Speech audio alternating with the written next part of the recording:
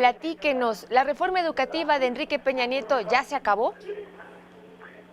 Yo creo que sí, y en buena hora, Ujú. porque era una reforma educativa que cifraba en la evaluación, que siempre debe ser un medio y no un fin, la concebía como un fin, y cifraba que todo se iba a arreglar, nuestros resultados educativos se iban a resolver a través de examinaciones. Esta propuesta, con todos los defectos y lo perfectible que es, apuesta por la formación de los profesores y además apuesta por la idea que tenemos que tener una mejora continua en la educación. En ese sentido, como eje conductor, la formación es muchísimo mejor guía que la evaluación convertida en una examinación no confiable y no válida. Ok. ¿Qué significa la aprobación de este dictamen para la educación en México? Bueno, yo creo que hay que tener paciencia. Noto un poco alarmistas a muchos compañeros investigadores, algunos de ellos. Yo creo que hay que tomar con calma lo sucedido y hay varias dimensiones. Una es que yo creo que, con todo respeto al Congreso de la Unión, yo creo que hay que cumplir las reglas. Y si para hacer una aprobación de ley se estipulan una cantidad de días previos para que los diputados las puedan estudiar, debió de cumplirse y eso no sucedió. Ese es un asunto que yo creo que es absolutamente innecesario y que hay que criticar. Yo lo hago en pleno convencimiento ético de que hay que decir las cosas como son. Ahora, con respecto ya a el cuerpo legal, hay consistencia entre lo que se aprobó en la Constitución, en el artículo 3º, y lo que se hace o lo que se indica en la Ley General del Servicio para las Maestras y Maestros de México. ¿En qué sentido? El 8º párrafo del artículo 3º y el 9º indican que la Federación tendrá la rectoría de la educación y que se va a establecer en una ley específica, que es esta, la ley secundaria sobre la carrera de los maestros y maestras, cuáles van a ser los procesos de admisión, los procesos para obtener direcciones y para obtener supervisiones. De tal manera que la Constitución dice, esos procesos se van a hacer públicos, transparentes, equitativos y en igualdad de condiciones. Aquí yo quisiera aclarar que la igualdad de condiciones no significa que cualquiera pueda presentarse a una plaza de profesora o de profesor, o de director o directora, o de supervisor o supervisora, para ser totalmente exhaustivo. No cualquiera puede hacerlo. ¿Por qué? Porque la igualdad de condiciones tiene que ser a partir de ciertos requisitos para los cuales la Federación está facultada a establecerlos. ¿Y cuáles propone?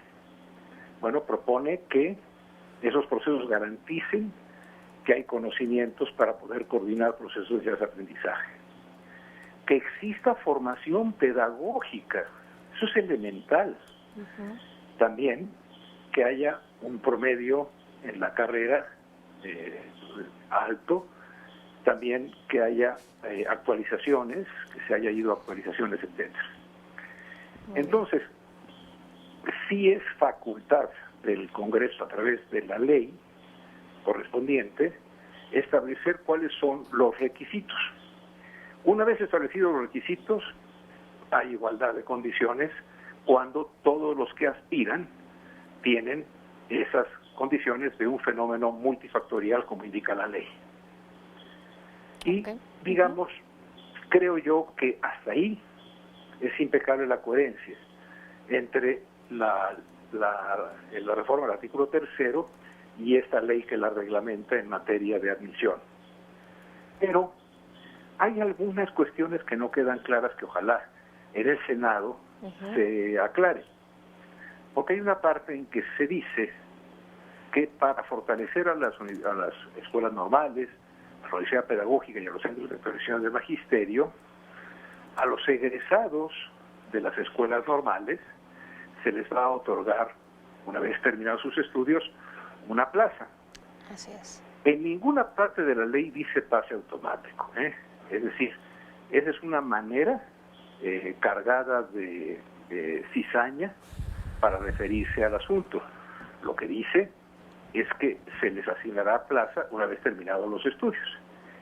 A mí me parece que eso es innecesario, porque si al egresar de la normal se cumplen con los requisitos que ha establecido la propia ley, entonces en vez de una plaza que se dé de inmediato al salir, en vez de considerarla así, se puede establecer un proceso regulado o reglamentado.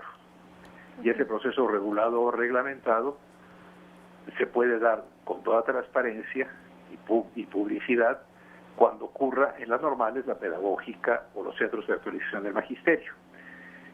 Le vendría muy bien a la ley que en vez de decir que se les otorgará la plaza por el hecho de egresar de una normal o de la pedagógica o de un centro de actualización del magisterio, tienen un trabajo seguro. No, sí, más bien, lo que tiene que estar asegurado es que la calidad de las normales, de la pedagógica, de la formación de los centros de actualización del magisterio, cumple y con creces los requisitos previstos.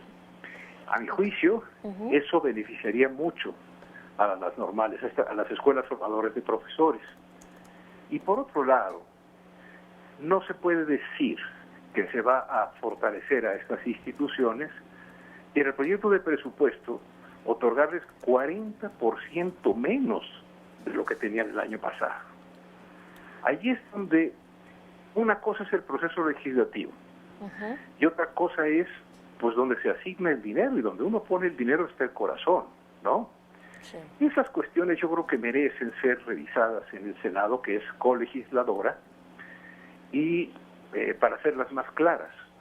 Pero, insisto, en principio ya dejamos atrás esa maldita frase, y perdón por usar ese término, pero es un término muy aberrante que usaba mucho Aurelio Nuño, que decía, cualquiera puede enseñar con tal que pase el examen. No. La profesión docente es una de las profesiones más complejas y más serias, de tal manera que no cualquiera la puede hacer, sino el que esté formado para ello. Claro. Precisamente, ¿cómo van a capacitar y evaluar a estos maestros? Bueno, a través de un sistema renovado de escuelas normales, de mejoría en la pedagógica y en los centros de actualización del magisterio, que, por ejemplo, los normalistas ya están realizando a través de congresos nacionales. Necesitamos nosotros que las escuelas normales y sus escuelas semejantes, públicas, sean indudablemente escuelas con una calidad que, por los procesos que llevan a cabo, no haya duda de que son los más adecuados, los más capacitados para ocupar esas plazas.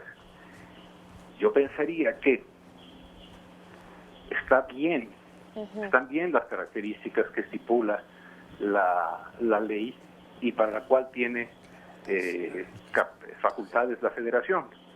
Pero esto no se logrará si no regulamos y aseguramos ante la sociedad que los egresados de las normales, la pedagógica y los centros de actualización del magisterio son los más los mejor preparados para ello.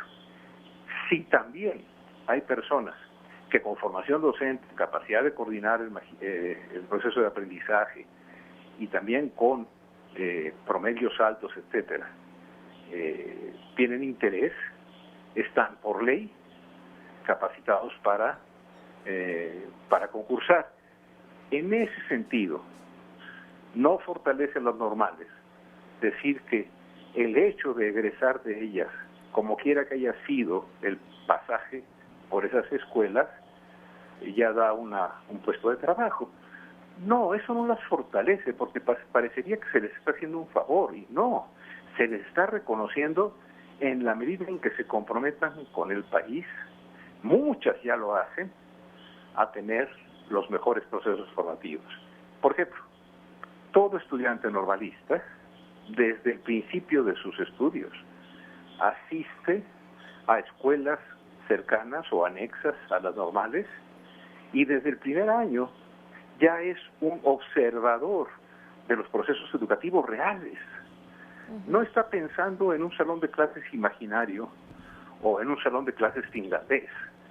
Está viendo los procesos en un preescolar, en una escuela primaria, en la cual se está llevando a cabo el proceso educativo en la zona en donde va a trabajar.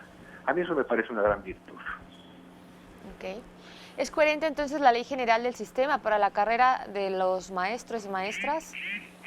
Sí, es consistente, es coherente con lo que establece el artículo 3º, porque la facultad para establecer los requisitos sobre los cuales habrá igualdad de condiciones, sí la tiene.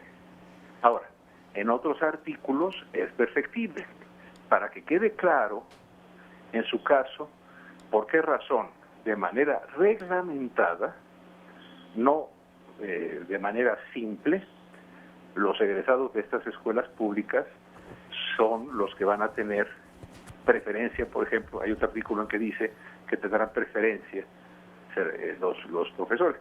¿Qué significa preferencia? A mi juicio, que en el caso de que haya dos candidatos en igualdad de circunstancias, empatados, digamos, se le dé preferencia al que estudió en la normal, la pedagógica, los centros de corrección del magisterio, pues porque estudió para eso. Si otra persona también estudió para eso, pero las normales, la pedagógica y los centros de estudiación del magisterio son entidades públicas, son escuelas públicas, y van a ocupar plazas en las escuelas públicas del país, me parece que decir en caso de empate tendrán prioridad, pues es razonable, ¿no? En ese sentido yo pienso que en términos generales hay consistencia. En términos específicos hay que hacer ajustes. Esos ajustes pueden pasar en el Senado o bien, como en cualquier régimen democrático, podrán ser impugnados o llevados a juicios de anticonstitucionalidad o a amparos, etcétera, que a mí me parece que no deben espantar a nadie. Son parte de la democracia. Okay. Profesor, ¿algo más que nos quiera compartir? No, yo lo que pienso es que ante un hecho de tal magnitud, digamos, de transformación, hay que cuidar las formas y creo que los tiempos para que los diputados pudieran leer y estudiar las leyes no se cumplieron y eso no es correcto, es reprobable. Okay. Y por otro lado, creo que en el afán de mejorar la educación, no hay que satanizar lo que sucedió, porque nadie recuerda, por ejemplo, que en 2013 el mayoriteo de lo que era el Pacto por México era inaudito. O sea, PAN, PRI, PRD, el Verde, etcétera, estaban totalmente de acuerdo con una reforma educativa que impusieron. Esta, a diferencia de la anterior, ha sido discutida, debatida, ha habido posiciones a favor, en contra, ha habido parlamento abierto. Todo eso no lo hubo en 2013. Más bien, el interlocutor fue la élite empresarial y la élite de los medios que denigraron al magisterio. ¿Hay mucho que mejorar? Sí. ¿Está mejor encaminada? Yo digo sí. ¿Es perfectible? También. ¿Es obra humana? Claro. Hay que mejorar y, sobre todo, respetar la formalidad de los plazos establecidos en las reglamentaciones del legislativo, por supuesto. Profesor Manuel Gil Antón, profesor investigador del Colegio de México y especialista en temas educativos, muchas gracias por conversar con nosotros esta mañana en el canal del Congreso de la Ciudad. Si nos lo permite, más adelante lo estaremos buscando.